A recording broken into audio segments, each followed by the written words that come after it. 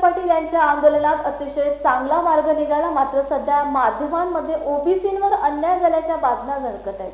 मात्र मी एक गोष्ट स्पष्ट करतोय, ओबीसींवर कुठल्याही प्रकारचा अन्याय होणार नाही। भाजप सरकारमध्ये असेपर्यंत ओबीसी समाजाचे नुकसान होणार नाही अशी आमची भूमिका आहे आणि तीच भूमिका मुख्यमंत्री एकनाथ शिंदे यांनी घेतली आहे, असे स्पष्टीकरण उपमुख्यमंत्री देवेंद्र फडणवीस यांनी आज नागपुरात माध्यमांशी बोलताना दिले। तसेच ओबीसी नेते आणि मंत्री छगन भुजबळ यांच्याशी मी स्वतः चर्चा करून त्यांच्यातील संभ्रम दूर करणार असल्याचेही ते म्हणाले। पहिली गोष्ट तर मी अतिशय स्पष्टपणे सांगू इच्छितो की आमचं सरकार कुठल्याही परिस्थितीत ओबीसीवर अन्याय होऊ देणार नाही। स्वतः मुख्यमंत्र्यांना देखील हे स्पष्टपणे अतिशय माहिती आहे की ओबीसी समाजाचं संरक्षण आपल्याला करावंच लागेल। त्यामुळे त्यांचीही भूमिका ही तशाच प्रकारची आहे आणि मी अगदी स्पष्टपणे सांगू इच्छितो की जोपर्यंत भारतीय जनता पार्टी सरकारमध्ये आहे तोपर्यंत काहीही झालं तरी आम्ही ओबीसीवर अन्याय होऊ देणार नाही।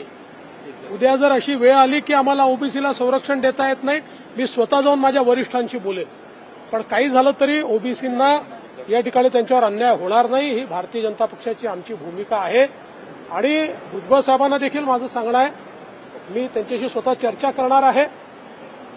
जे काही त्यांचे आक्षेप असतील त्यांनी निश्चित सांगावे। जर कुठेही अन्याय होत असेल ओबीसीवर तर आपण निश्चितपणे त्याच्यामध्ये परिवर्तन करू, बदल करू, त्याच्यात आवश्यक त्या प्रकारे ज्या काही सुधारणा करायच्या ते आपण करू। ओबीसीवर अन्याय होऊ देणार नाही।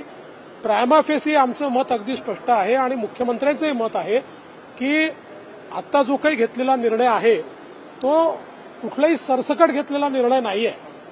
ज्यांच्या एंट्रीज आहेत त्यांना सरळतेने कसं मिळेल सर्टिफिकेट एवढाच हा निर्णय आहे।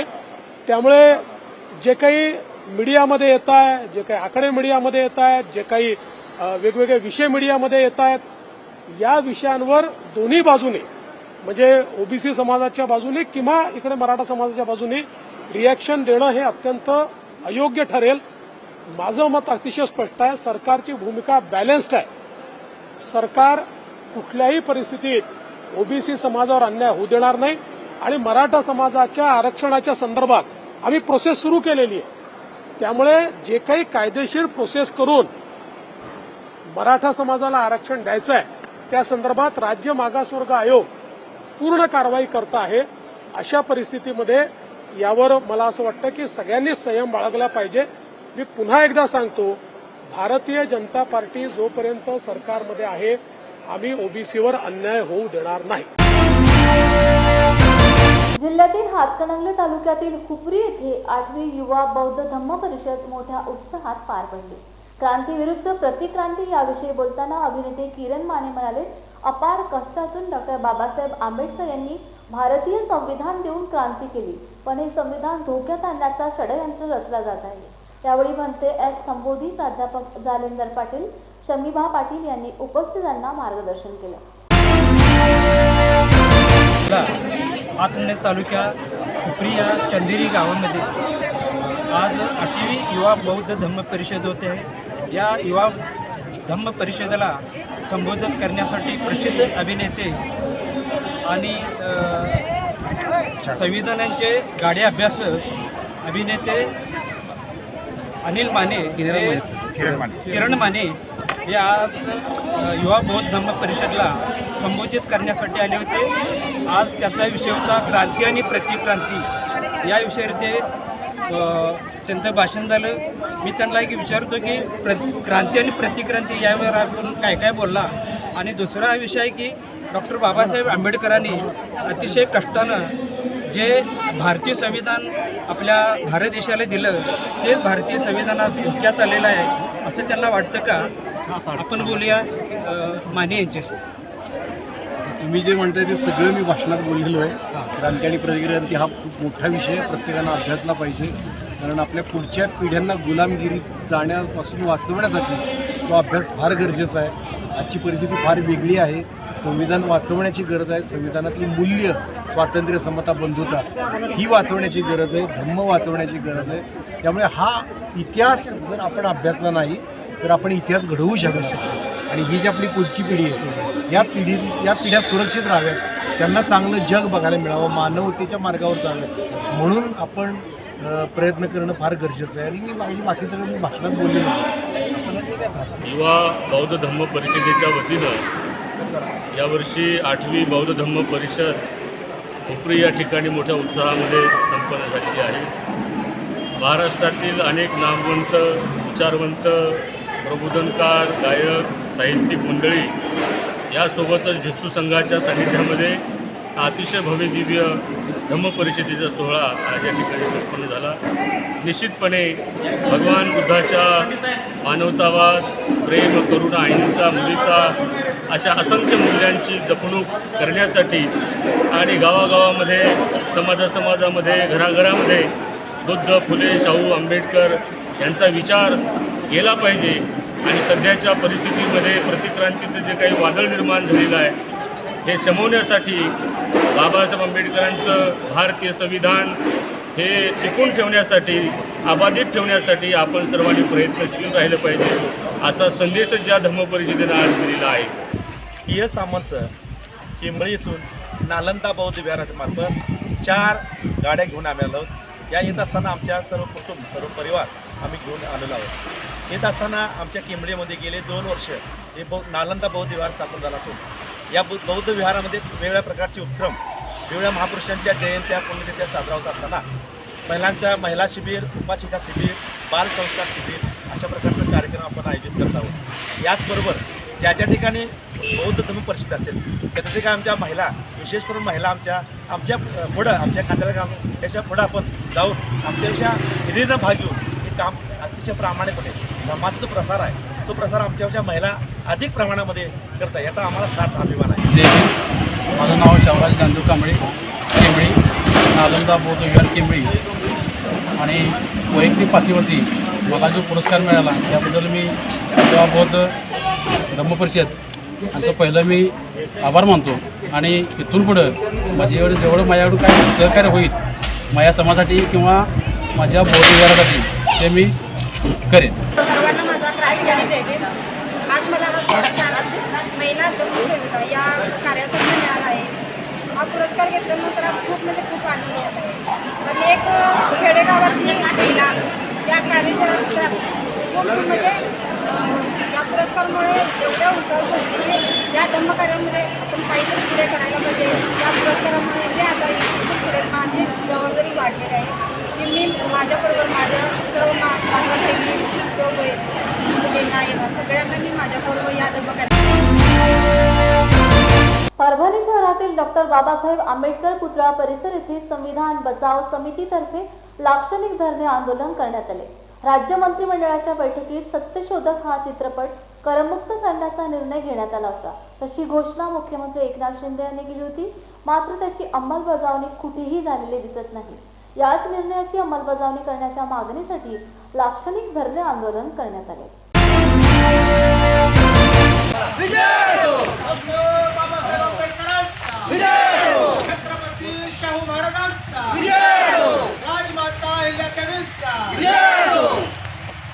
ताज बदल दो, वक्त बदल दो, ताज बदल दो, वक्त बदल दो, ताज बदल दो. करमुक्त करण्याची घोषणा 1 महिन्यापूर्वी राज्य सरकारने घेतली. मुख्यमंत्र्यांनी विशेषतः सांगितलं की सदरील हा सामाजिक बदल घडवणारा हा चित्रपट आहे आणि हा करमुक्त आम्ही केल्याशिवाय करतो आहे. परंतु 1 महिन्यानंतर 1 महिना झाला तरीसुद्धा हा चित्रपट करमुक्त झालेला नाही. हे भारतीय संविधानाचा प्रजासत्ताक दिन आम्ही या ठिकाणी साजरा करत आहोत. संविधानाचा अमृत महोत्सव आहे आणि या संविधानाच्या अमृत महोत्सवामध्ये हा चित्रपट का करमुक्त केला जात नाही.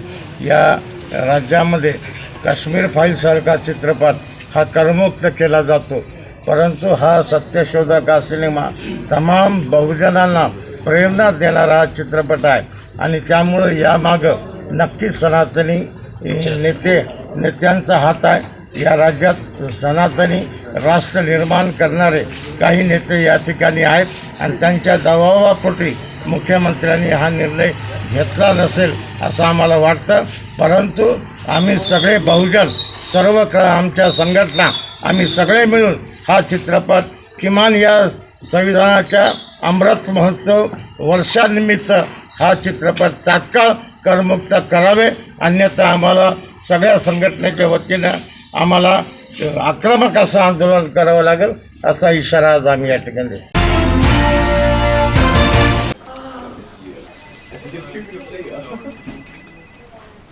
बॉस ने मीटिंग बुलाई। क्या यार, आदमी की तकलीफ को तो समझो। बाहर बाहर उठो बैठो।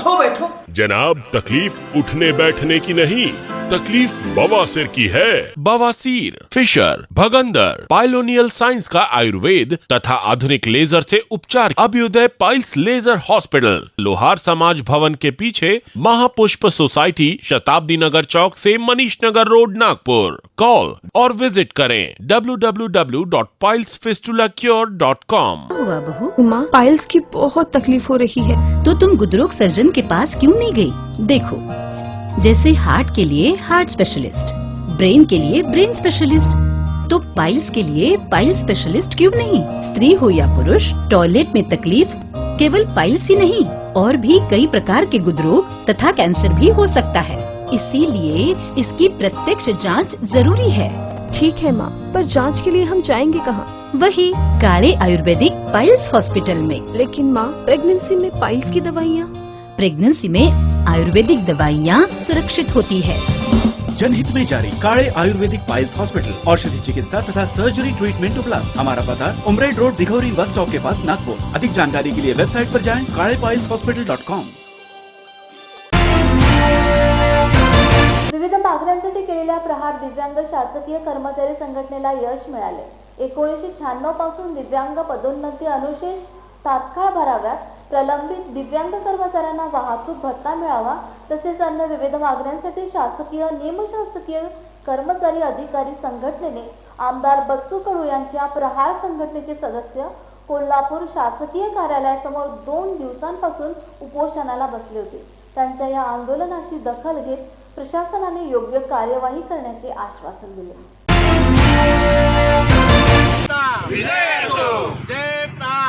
देत नाही कोण म्हणतो देत नाही जय प्रहार। कार्यालय आरोग्य सेवा कोल्हापूर मंडळ कोल्हापूर या ठिकाणी दिव्यांग कर्मचारी व अधिकाऱ्यांच्या विविध अडचणी, प्रलंबित प्रश्न या संदर्भात दिव्यांग कर्मचाऱ्यांनी आमरण उपोषण सुरू केलेलं आहे आणि या आमरण उपोषण प्रसंगी प्रमुख मागण्या म्हणजे या दिव्यांग कर्मचाऱ्यांना सन 1996 पासून ते आज तागायत पदोन्नतीमध्ये फार मोठ्या प्रमाणात अन्याय केलेला आहे आणि त्या उद्देशाने 1996 पासून शासन निर्णयानुसार पदांची गणना करणे, बिंदू नामावली नोंदवही तयार करणे, स्वतंत्र सेवा ज्येष्ठता यादी तयार करणे आणि दिव्यांग कर्मचाऱ्यांचा मागील पदोन्नतीचा अनुशेष भरून काढणे, त्याचप्रमाणे राहत्या ठिकाणाजवळ बदली, सहाय्यक तंत्रज्ञान व उपकरणे, दिव्यांग वाहतूक भत्ता अशा विविध मागण्या या मागण्यांच्यासाठी दिव्यांग कर्मचारी व अधिकारी आमरण उपोषणासाठी बसलेले आहेत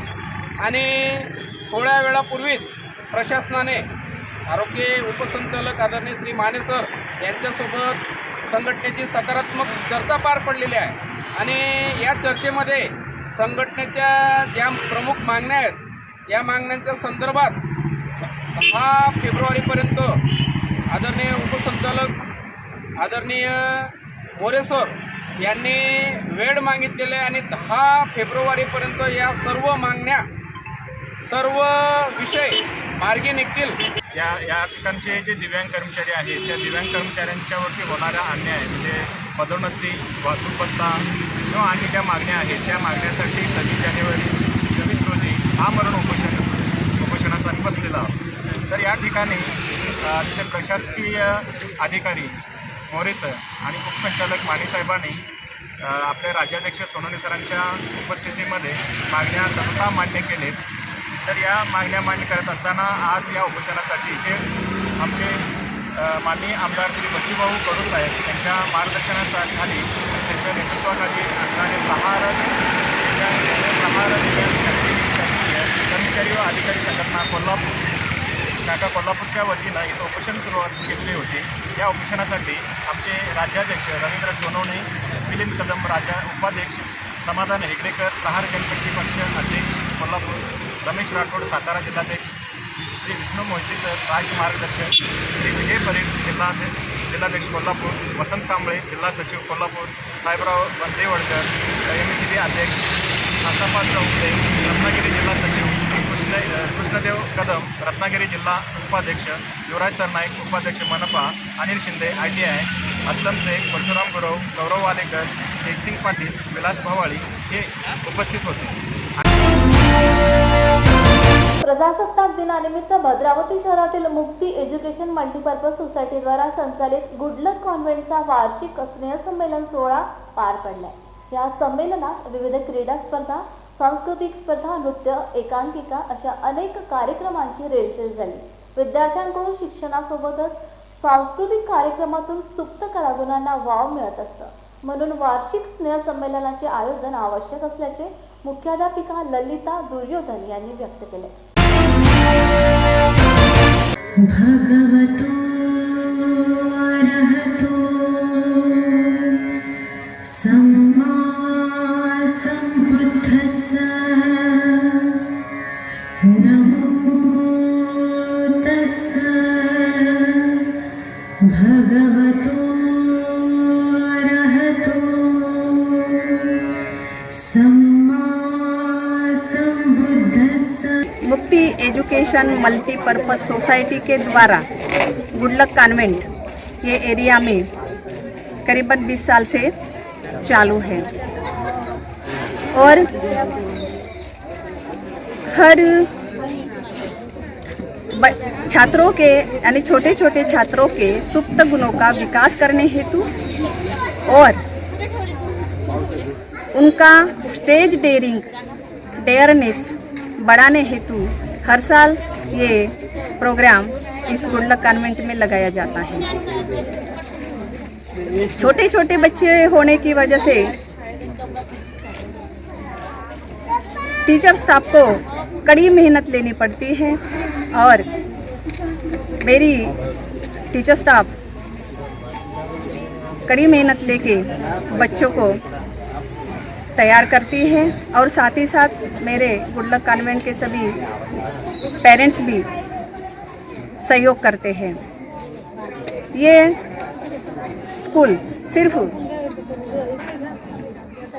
ये एनुअल फंक्शन का ही कार्य नहीं करती, तो साथ ही साथ में बच्चों का शारीरिक और मानसिक विकास किस तरह किया जाएगा इस पर भी ध्यान देती है।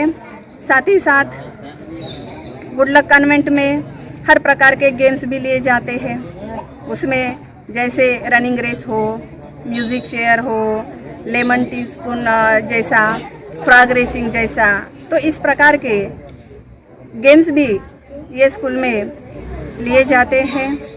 मैं गुडलक कॉन्वेंट की टीचर, मैं KG सेकंड क्लास को पढ़ाती हूँ। हमारे स्कूल में पूरे 100 बच्चे हैं, 100 बच्चे हैं और हमारे स्कूल के सभी बच्चे पढ़ाई में, खेलकूद में, स्पोर्ट में, सभी तरीके के गेम्स में वगैरह आगे होते हैं और ऐसे कल्चरल प्रोग्राम, एनुअल फंक्शन में सभी लोग पार्टिसिपेट करते हैं। परभणी तालुक्यातील पोखर्णी येथे वंचित बहुजन आघाडीची सर्कलनिहाय बैठक पार पडली। या बैठकीला प्रमुख मार्गदर्शक म्हणून जिल्हा अधिकारी सचिन यांची उपस्थिती होती। यावेळी धम्मदीप साळवे, कैलास तिळकी, राहुल पोवे, कमलेश ठेंगे उपस्थित होते। यावेळी सचिन गंगाखेकर यांच्या हस्ते पदाधिकारी रतन मोरे यांना सर्कल प्रमुख पदाचे नियुक्ती पत्र देण्यात आले। होऊ घातलेल्या दिनांक 25 फेब्रुवारी रोजी आदरणीय सध्या बाळासाहेब आंबेडकरांच्या सभेसाठी पोखर्णी सर्कल येथे आज छोटेखानी बैठक आयोजित केली होती. ती बैठक संपन्न झालेली आहे. बैठकीमध्ये सध्या उत्साहाचं वातावरण कार्यकर्त्यामध्ये आहे. सभेची आतुरता सर्व जिल्ह्याला लागून राहिलेली आहे. सध्या वातावरण हे उत्साहमय आहे. सरकारी अधिकारी किंवा कर्मचारी म्हटले की बदली आणि निवृत्ती हा पाठशिवलेचा खेळ सुरूच असतो. नागोठणे पोलीस ठाण्याचे प्रभारी अधिकारी श्री संदीप पोमन यांची स्थानिक गुन्हे शाखा अलिबाग रायगड या ठिकाणी बदली झाली आहे.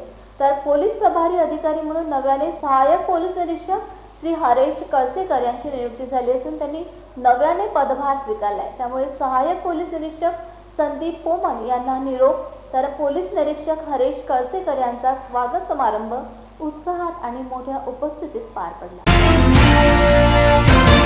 सागरी पोलीस स्टेशन आहे आणि त्यानंतर आता नागोठणे पोलीस स्टेशन आहे. मी आल्यानंतर नागोठणे पोलीस स्टेशन पहिल्यांदाच बघितलं. मी बिल्डिंगमध्ये प्रवेश केल्यानंतर खूप प्रसन्न वाटलं. म्हणजे अशी प्रशस्त, सुसज्ज आणि देखणी इमारत रायगड जिल्ह्यात कुठंच नाही. खूप